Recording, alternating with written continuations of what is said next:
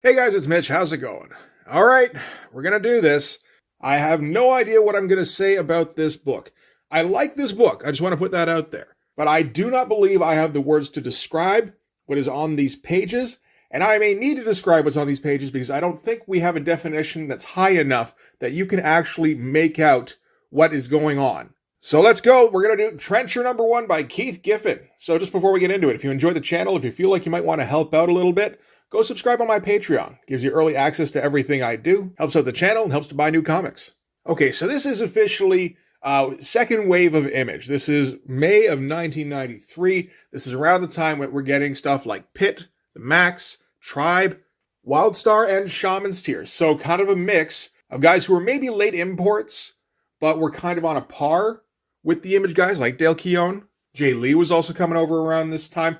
Sam Keith, not really anything like the Image guys, but he was there too. And they also brought in a bunch of, I'd say like older, veteran, respected creators. So that'd be Mike Grell, Al Gordon, Jerry Ordway, and Keith Giffen.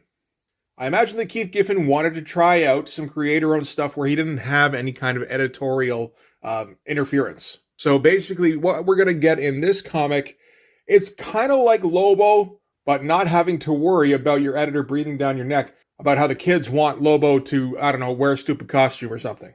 So he comes up with this comic called Trencher, and Trencher is basically a reanimated corpse, reanimated maybe super being, probably I guess, who is sent by somebody to go and hunt down people who have been, I would say, like undeservedly resurrected.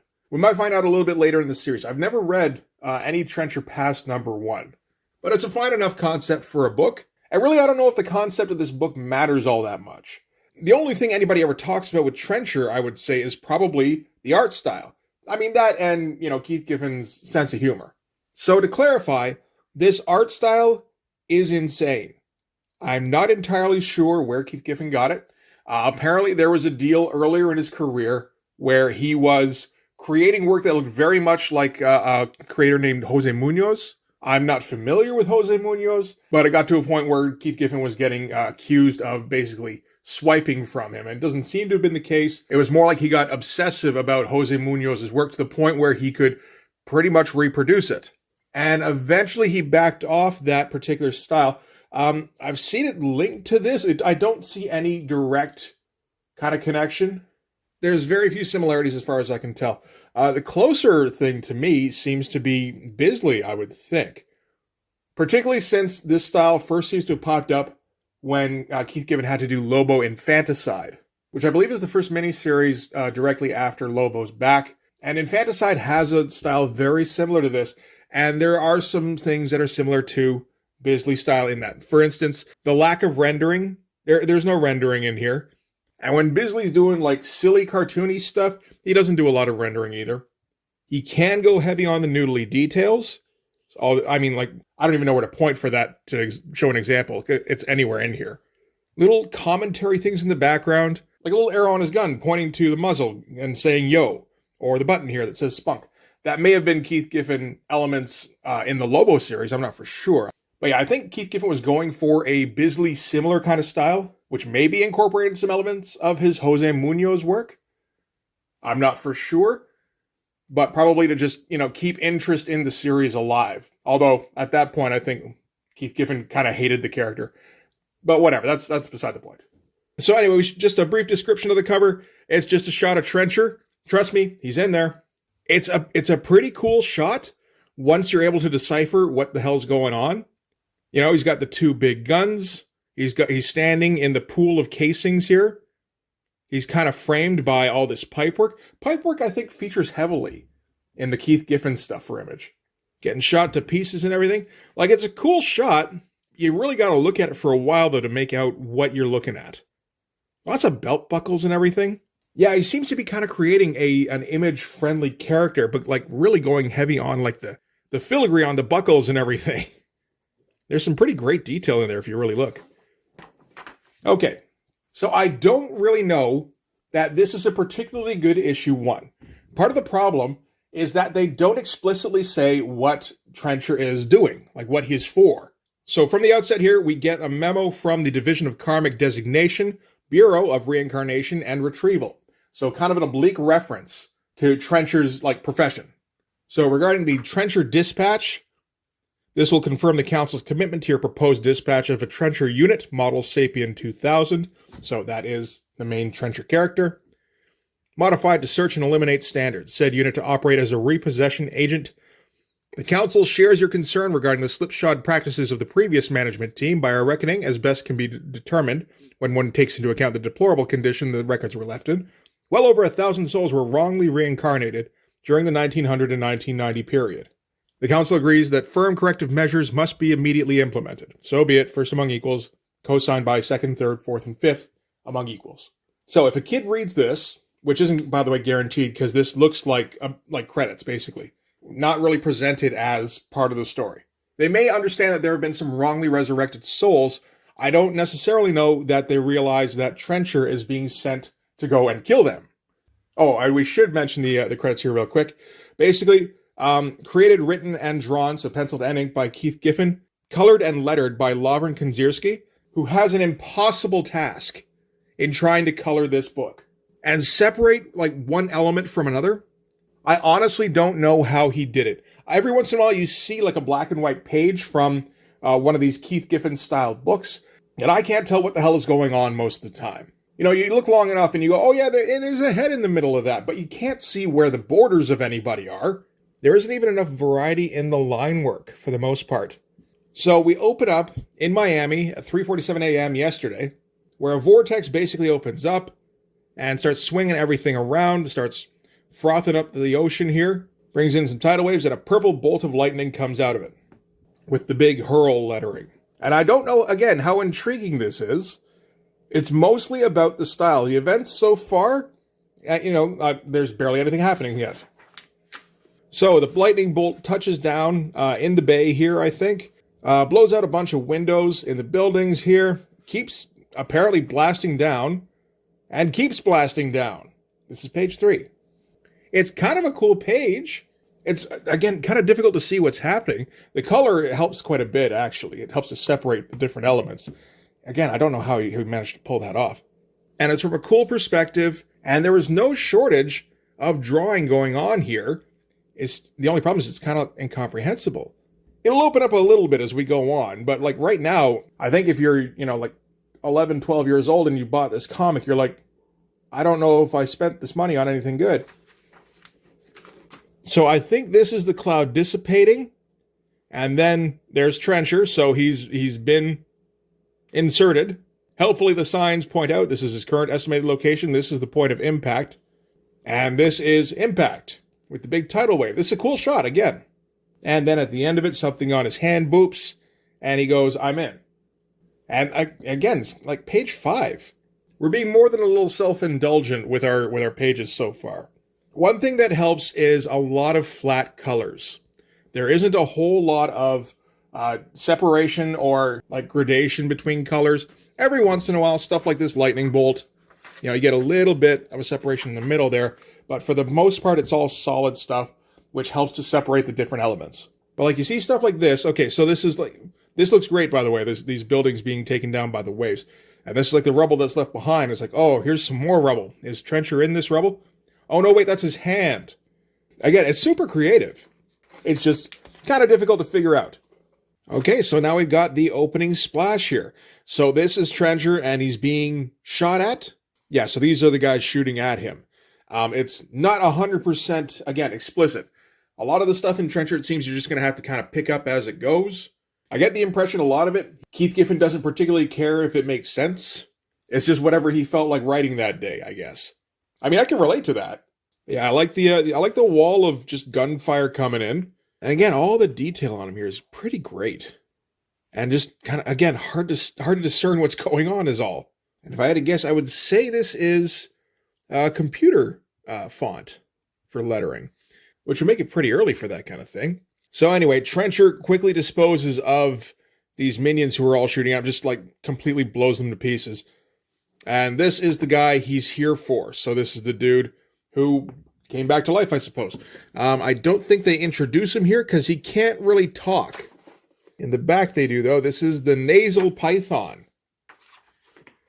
So the nasal python's whole thing is that his nose hairs act as appendages. So he's able to snake him out and grab Trencher and swing him all around the place. So yeah, I think this was just the kind of thing Keith Giffen thought was funny on that particular day. And yeah, like smashing him around on the ground here, smashing him into the truck. The poses he's getting out of Trencher here are pretty great. Like, I love this one. And the nasal python is essentially just a giant dude in like a bondage mask with these CG nose hairs, which Trencher lights on fire with his lighter here, like they're fuses, and you just get him trailing up. That's inventive. And they hit home, he goes fire in the hole. So now he doesn't have his superpower anymore. So they can go like proper mano-a-mano. And he jumps on Trencher here. He's got the smoke pouring out of his face. And he's completely incapable of speaking. Not that it really matters, because the whole point here is just, it's a senseless brawl. Trencher punches him right out of his jaw here. Still keeping it to pretty basic page layouts, really. I've heard Keith Giffen likes his 6-panel grids. This is all, yeah, pretty basic stuff. Yeah. A little, skewed just to make them a little bit irregular, but aside from that, all very standard. And then the big kicking the spine out. I think we saw that in Bloodstrike not too long after this. But it's a great panel. And again, pretty similar to the kind of thing I feel like Bisley would have drawn. Although I suppose Giffen was drawing the breakdowns for that, so that would make sense. And that was the guy he was here to murder, so everything worked out fine. So yeah, that's page 12, and we're, I guess, probably a little bit more than halfway through, and it's only been like a senseless fight so far. And I get the impression that's kind of what Trencher is for. It's just kind of goofy fights and, weird characters and this crazy style. Trencher mugs the body he just created, and he gets chewed out by it's like an immediate superior kind of thing, or like maybe, I don't know exactly what it is. It's some sort of assistant thing that he can speak to, where he can be all gruff and morose, and it kind of chastises him and tries to keep him in line. But anyway, he's able to scrounge a few bucks, and then he goes off to a motel. I mean, partially just so we can see, I think, the city here a bit, just so we can see what it's going to look like in Keith Giffen's style. But anyway, we get a breakdown from Phoebe. That's the little speaker box thing here. So, the recent superhuman boom is going to complicate matters considerably. We have no way of knowing how many of our misplaced units may have achieved an enhanced status. Add to that the dim view certain high-profile superhumans may take of your activities. Not good at all. There's a Spawn operating out of the New York area. We'll have to see to that sooner or later. Apparently, they would keep teasing a Spawn crossover that would never really happen. Covert governmental research into reanimating the dead. That's the Project Born Again stuff, I imagine. And somebody called Skylark is at it again, which is a score that Trencher will have to settle. And I don't know what that is yet. I don't know if that gets addressed, because this series only lasts 4 issues. It may have been something he had scheduled for further down the line. I couldn't tell you. So the next one he's got to get to is in Detroit. He's in Miami, of course. And travel allowance isn't in the budget that he's sent down with. So all he can do is basically snag onto a passing van and just tell the driver to get out. But like, there's some like faithfulness to reality with these cars here. Not to the point where he's feeling like it needs to look exactly right. He is able to get a pretty sloppy line in there, but like, it all kind of works in this style that he's developed here. And we chart Trencher's course from Miami to Detroit. So first, an altercation with gas station attendants turns ugly. Then uncooperative automated teller set straight. Then tolerance level of Sapien 2000 unit explored. Drunken binge depletes funds, and on to Detroit. That's the Trencher travelogue. And then we cut to Detroit where Trencher lands. Again, more of that like piping everywhere. I like it. I like how it looks in this. And he's getting chewed out by Phoebe the whole way through. Again, pretty good looking mashed up car. Like, you can't fault the attention to detail on the drawing. So he arrives at his next target here. And, gets to the apartment building. And we get Larson, Lee, McFarlane, Silvestri, Gordon, and Valentino. No Liefeld, but I don't think that's a snub. I mean, the next thing he would work on would be Bloodstrike, as far as I recall. And finds his target, which is C. Noble. Kicks in the door, and it's just this little old lady in a housecoat. And he's just about to put 2 in her head, except that she mentions that he's a trencher, so she knows what he is, which seems to throw him way off base. So she puts on some tea, and they can have a nice little chat. So she's kind of debating him a little bit on the morality of his job, which is what they call repossession. It's really just killing reanimated people. And he asks her, yeah, how do you know all about that? She's like, I don't know. I just know. And he's like, okay, well, then you know I got to kill you then. She's like, yes, I guess I do. So just give me a minute to put some personal affairs in order. And she leaves the room. And we get some little details in the background here, including a sign that just says background. Because, all this stuff here, not so much, because it might, I suppose it might conflict with Trencher himself. It's not a bad idea. Get Die Hard on the TV. I think with they're doing an Energizer Bunny thing with Die Hard. Okay, that makes sense. So while Trencher's waiting for the target to get her affairs in order, we hear all sorts of like clanks and thuds off in the next room, along with a toot. And he's kind of looking around, waiting for her to get ready to die. And he finds a sign here from Herr Swastika, which is addressed to Cher.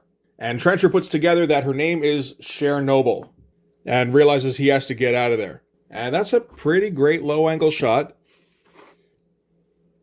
It's neat stuff. And then big bloont explosion. Yeah, it's pretty neat stuff. Maybe it doesn't 100% say explosion so much as it says gender reveal. I mean, yeah, that wouldn't have been the case back in the day, I suppose. And we get Trencher bouncing all around down here. And at the bottom here, he's basically just a torso and I think just the one arm. And I get the impression this is the kind of thing that's going to happen to Trencher fairly often. So the Trencher body isn't really the character so much. That's more, his vehicle. That's how he gets around. And yeah, there's Cher Noble is ready for action with her tank tread feet. Not even like, they show the tank tread down here and you think it's going to be like the lower body. It's not. It's just the feet. And all the cybernetics and the bikini top. Nobody needed to see that. So the next issue is going to settle the score between Trencher and Cher Noble. Okay, so that's it for the story part of the issue. Then we get a little bit of extra stuff here. We get a breakdown on the nasal python.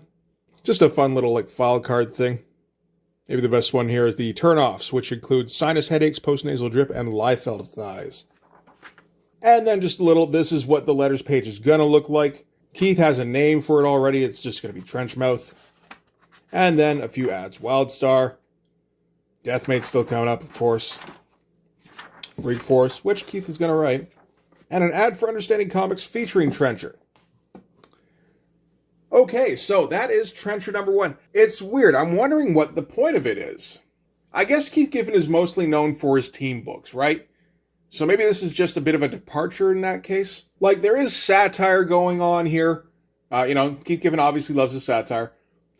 But I just think of something like Freak Force number 1, which was a extremely well-structured first issue. This one here, I gotta say, not so much. Way less focused on story, less focused on character as well. It's really just, here's a bunch of action. And we'll give you the basics on what the background of the situation is. So that would make the focus of the book basically weird shit happening with this funky style.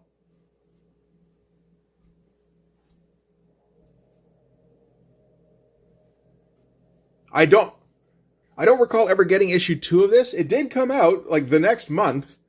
So I guess I just wasn't that interested when I was a kid, which I can kind of see. It's a fun style, but I never tried to emulate this. I think it's worth checking out another issue of Trencher at some point in the future, just to see if it goes anywhere. I get the impression it actually kind of doesn't, where it's just crazy brawls. And I mean, if that's the case, that's still a fun comic, particularly with this style. I don't know that it's particularly memorable, although I know that a lot of people do have fond memories of at least this issue. I do kind of myself as well. And then reading through it, it's oh, there's not a ton here. I wouldn't go so far as to call it disappointing or anything. It's still pretty cool. It's just not as cool as I thought it was, I guess. So yeah, I guess I'll end that here then. So thanks very much for watching. If you like this video, please hit like, hit subscribe, hit the notification so you know when the next one's coming out. Go over and subscribe on my Patreon. It gives you early access to everything I do, from the Blood Force stuff to the YouTube videos before they get uploaded to YouTube, as well as some Patreon exclusive content. You can also follow me on Instagram and DM me there for commissions, and you can join the Blood Force Discord server. But yeah, that's going to do it. Thanks again for watching. I'll see you guys in the next one. Bye-bye.